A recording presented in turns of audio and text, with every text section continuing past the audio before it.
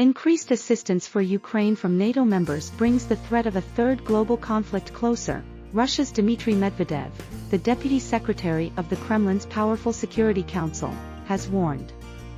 Commenting late on Tuesday as the first day of the NATO summit in Lithuania wrapped up, Medvedev said that pledges of military aid from the Western Defense Alliance to Kyiv would not deter Russia from achieving its goals in Ukraine. Russia's foreign minister issued similar warnings that Moscow had no intention to end its war. The completely crazy West could not come up with anything else. In fact, it's a dead end. World War III is getting closer, Medvedev wrote on the Telegram messaging app. What does all this mean for us? Everything is obvious. The special military operation will continue with the same goals, he said, using the official Russian name for its full-scale invasion of Ukraine. Medvedev, who had cast himself as a liberal modernizer when he was Russian president from 2008 to 2012, has more recently presented as a fiercely anti-Western Kremlin hawk. In January, he threatened that defeat in a conventional war in Ukraine could lead to a nuclear war. Diplomats say his views give an indication of thinking at the top levels of the Kremlin elite.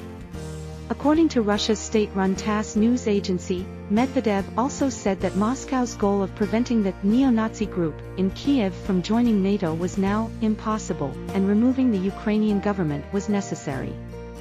We insisted on that from the very outset, but it is impossible, and, therefore, this group has to be eliminated.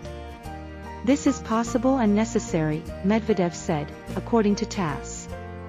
Russia's Foreign Minister Sergei Lavrov also said on Tuesday that the war in Ukraine would not end while the West used Ukraine as a proxy to inflict a strategic defeat on Moscow. Why doesn't the armed confrontation in Ukraine come to an end? The answer is very simple. It will continue until the West gives up its plans to preserve its domination and overcome its obsessive desire to inflict on Russia a strategic defeat at the hands of its Kyiv, Russia's spelling for Kyiv, puppets, Lavrov said in an interview with Indonesian media, according to TASS. For the time being, there are no signs of change in this position, Lavrov said.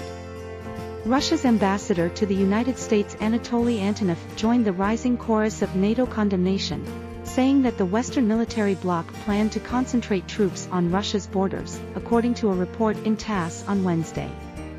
The meeting in Vilnius demonstrated the bloc's intention to concentrate more and more troops on Russian borders. We have nowhere to retreat, Antonov told TASS.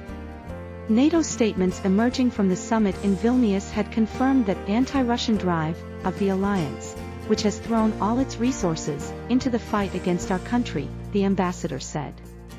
As well as warning of another world war, Medvedev also advocated on Tuesday for Russia to use cluster munitions, which he called an inhuman weapon, after what he said were reports of Ukraine already using them in battle.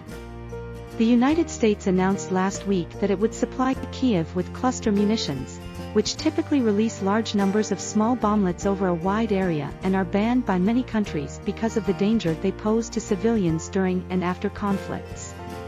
Russian Defense Minister Sergei Shoigu also said on Tuesday that Moscow would use similar weapons in Ukraine if the US supplied Kyiv with cluster bombs.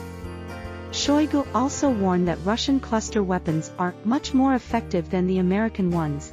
Their range is wider and more diverse.